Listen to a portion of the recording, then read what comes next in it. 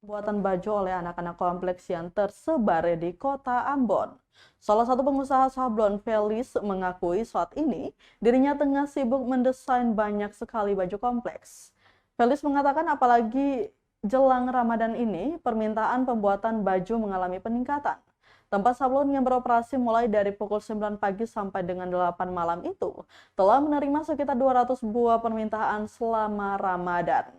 Dirinya mengatakan jika peningkatan ini sudah biasa terjadi, meski di hari-hari normal tempat usahanya hanya bisa membuat sekitar satu lusin dengan waktu yang tak menentu. Di sana terdapat dua jenis sablon yang ditawarkan, ada manual dan juga digital printing. Untuk metode digital printing dihargai sekitar 150.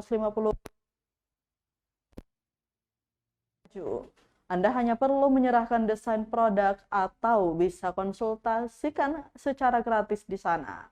Tempatnya juga sering mengalami orderan percetakan spanduk, kartu nama, dan beberapa produk yang seperti umumnya di tempat percetakan.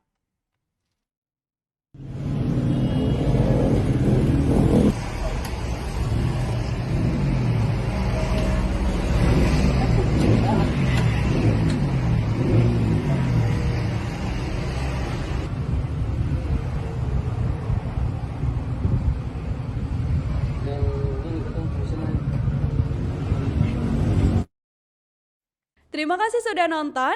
Jangan lupa like, subscribe, dan share ya.